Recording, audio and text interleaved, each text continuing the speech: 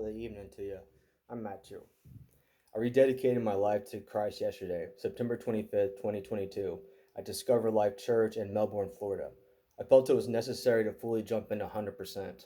I felt led to go to a specific church. I'll tell you why later.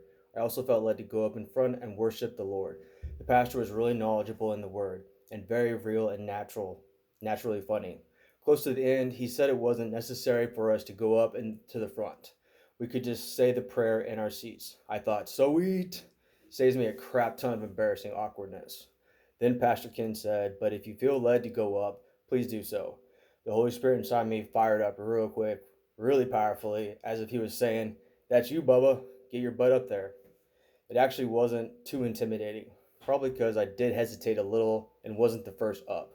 I waited till someone else got up and got the spotlight. Then I casually did my best to sneak up unnoticed. I said the prayer, and then we sang a song.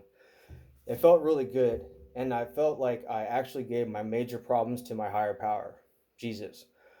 Your higher power could be Allah, the Great Spirit, Buddha, Mother Nature. I'm not the type to raise my hands in the air. I hate when DJs say, throw your hands up in the air. It gets really old, and who the heck are they to tell me what to do? I did not pay a stupid door charge and get robbed on addictive, overpriced, toxic drinks just to get bossed around by some wannabe DJ. I got better things to do with my spare time nowadays. There was a few times I've raised my hands in the air, but that was back in high school at church camp. I don't know why, but I felt led to reach up with just one arm. It felt different than those times in the past. Back then, it felt more like I was reaching for God. This time, it felt more like I was holding Jesus up high and letting him shine brightly. They took me out of the main auditorium to a room and gave me a minute to breathe and decompress. Very thoughtful, Miss Ruby. My new brother in Christ is named Neil. I got a feeling we are going to be best friends and do a lot of epic things for Jesus. We both had black and red phone cases, and we both have ginger beards. He even randomly said "I love you" out loud in front of a lot of people leaving. It was on.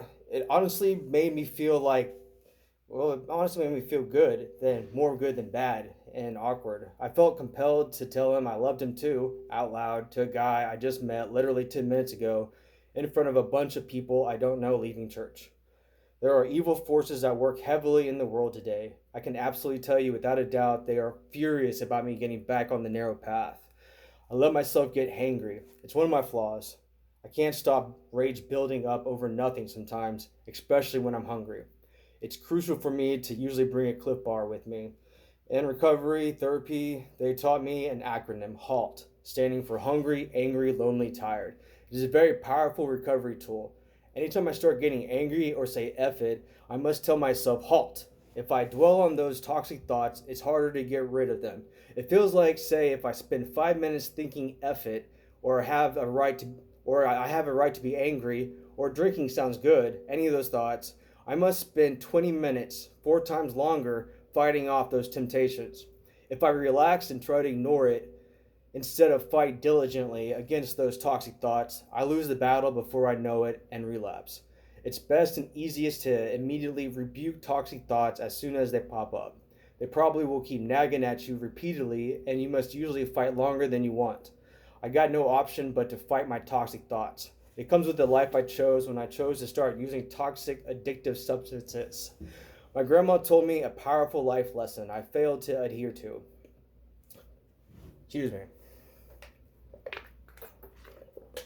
Don't start doing something unless you're prepared to do it the rest of your life.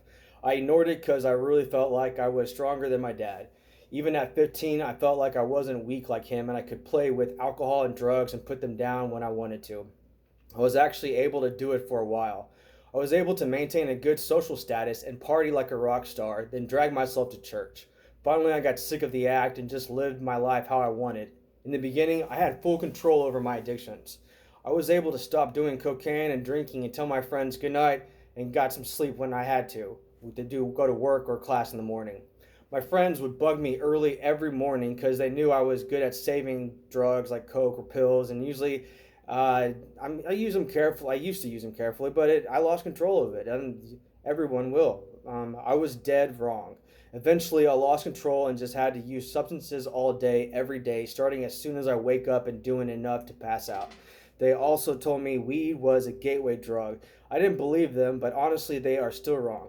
Weed technically is not a gateway drug. I know guys that only do weed and always have their whole life. It's called California sober. Having an addictive family history along with an addictive personality is the true gateway to destruction. My gateway drug was cigarettes. It was the first thing I tried, and it was the last and hardest thing I put down.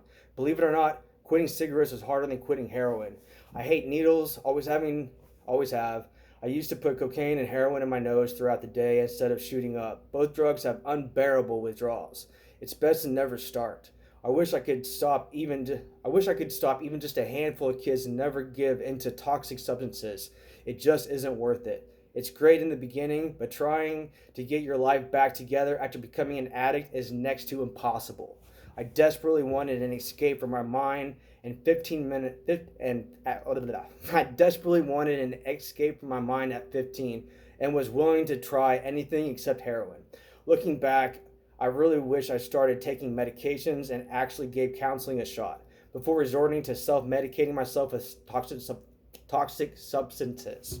I used to be very healthy, so much I didn't want to actually cause damage to my lungs. But I wanted to look cool at the skate park like my friend Ryan.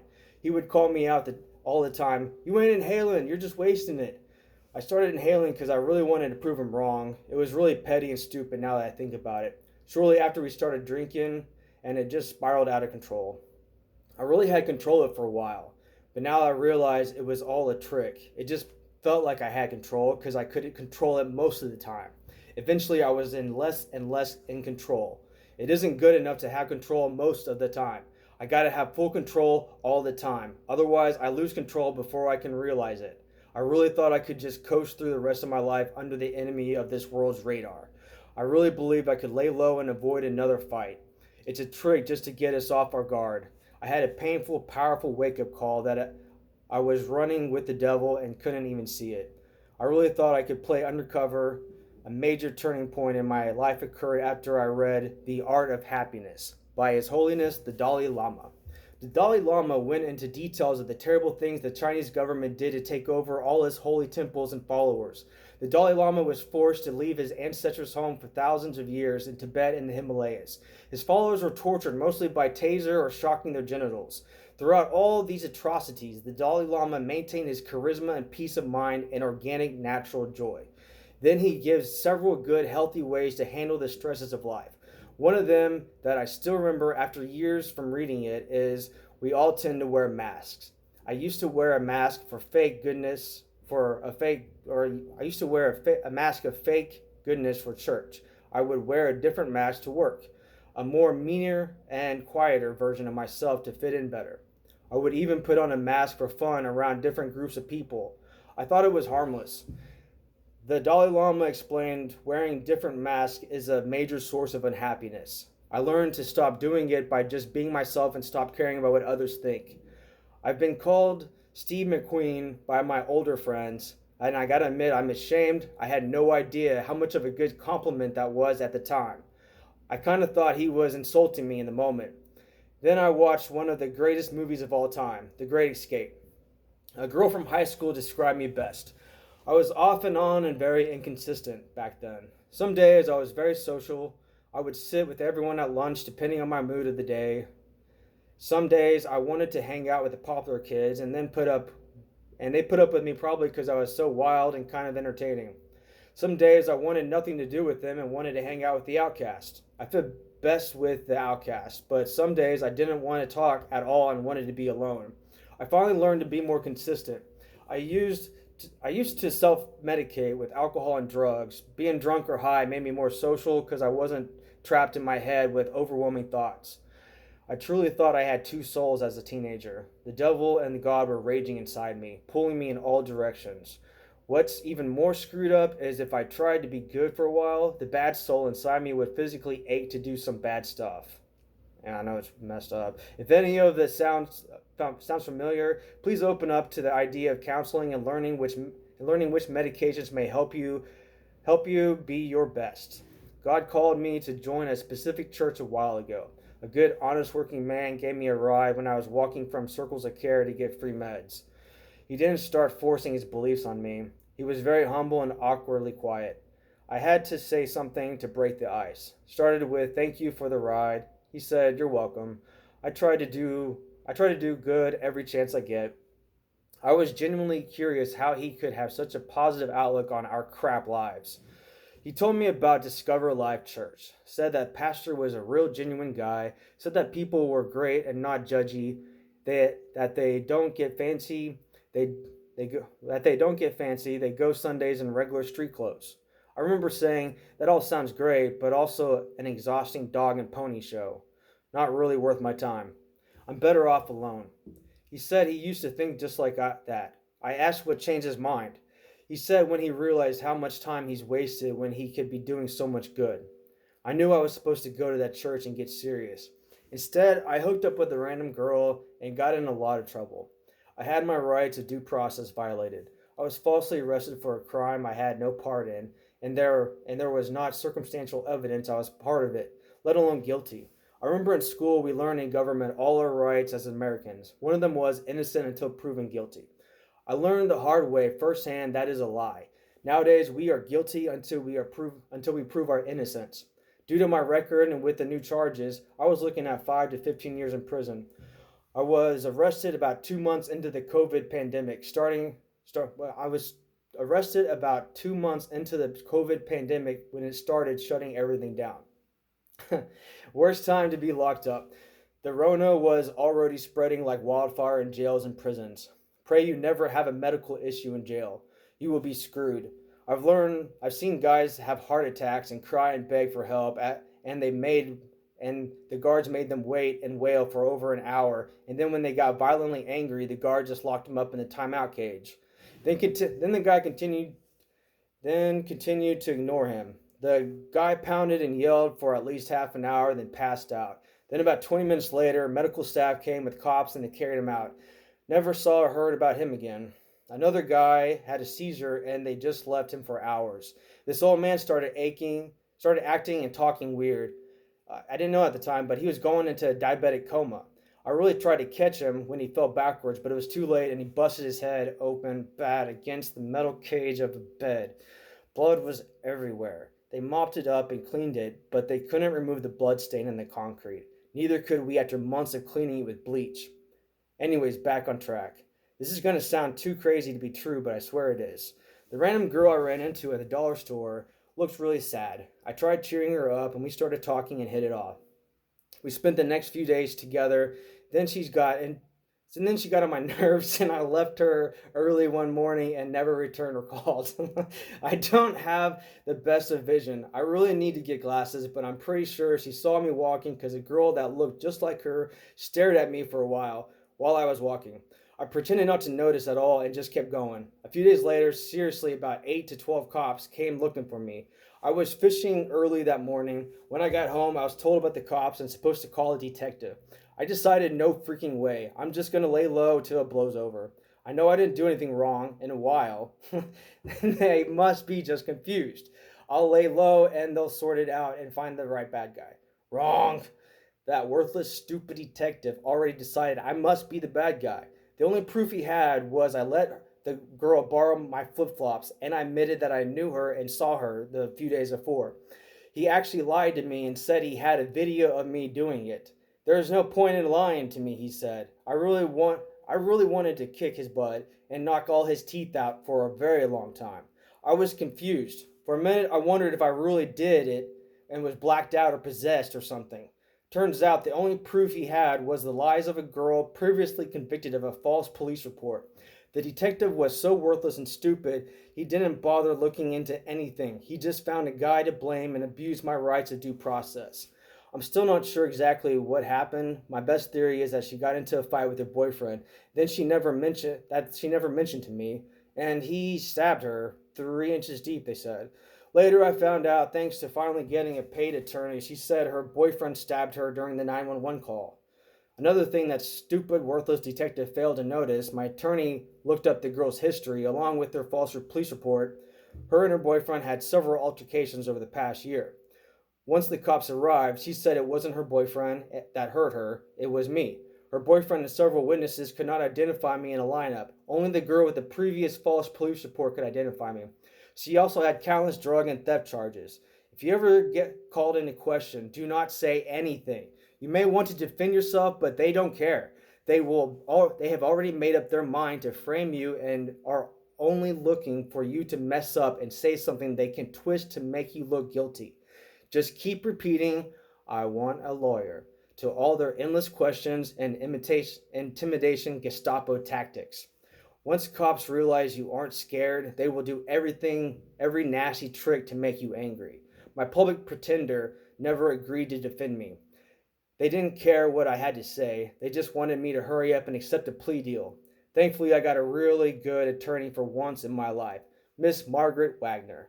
I paid tens of thousands of dollars, probably like $60,000, to worthless scum lawyers all around Brevard County. But for a relative small fee, she fought harder for me than all of them put together. Even with her constant pressure to provide proof or let me go due to my rights, they legally kidnapped me and held me without a reasonable doubt or reasonable proof. Almost 4 months I was locked up falsely during the height of the COVID due to Brevard County's negligence. Finally, she got a hold of the district attorney, and he was able to overturn the corrupt judge's warrant and worthless, corrupt, lying detective. I've wasted a lot of time being angry about it. I mean, the thing is I have to let it go because it's just poison, and I'm just when I think about it, I'm just drinking poison. I'm wanting them to like drink it. I can't. I'm not gonna. Of course I want to go beat them up, but I mean, it's just the best thing for me to do is to let karma deal with it. Let them just reap what they sow. I'm gonna pray for them.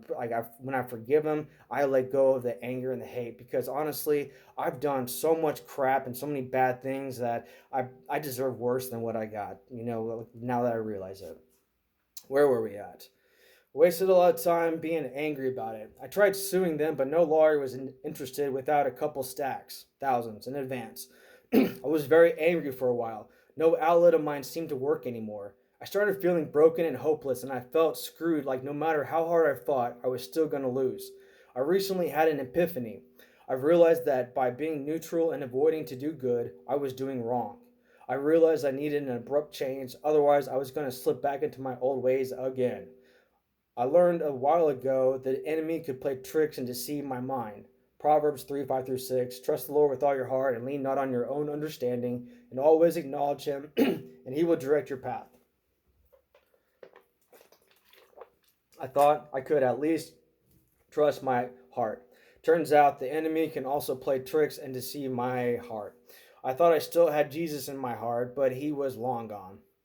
By surrendering to him and praying for forgiveness and asking him back into my heart, I realized I've been walking with the enemy a lot more than I fathomed. A therapist described true change as like a wagon rolling along a path, so worn the tires or the wheels, whatever, are stuck in grooves set by lots of previous wagons going down the same path. To get out of that position, it takes a lot of effort and struggle to get out of the grooves and be able to make its own different path. Going back to church may seem blah to most. Most Christians do it yearly by only going to Easter and around Christmas or Xmas. I used to think it was blasphemous to say Xmas and not Christmas. Once I learned Jesus wasn't actually born near Christmas and it was originally a pagan holiday, I changed my mind. If Christ really was the focus of Christmas, we wouldn't exchange material things, only happy with getting exactly what we wish for. It's just a capitalist, greedy pig event to boost the end of the fiscal year economy. Anytime there is a major shift in the common accepted religion of time, leaders will adopt old holidays or celebrations to keep everyone happy, just like Halloween. Aside from our random rant, I hope and pray this reaches all my friends and loved ones facing any types of addiction or bad habit. At my lowest point in life, one thing really made me start thinking about being a better man. My mom said, picture you're at a big banquet style feast. They have every kind of delicious food on the table. They also have every kind of drug and alcohol and toxic substance. You can pick up everything you want for free. Why pick something that's bad for you that'll make you sick and ruin your life?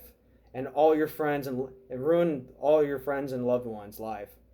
And forgiveness is crucial in recovery.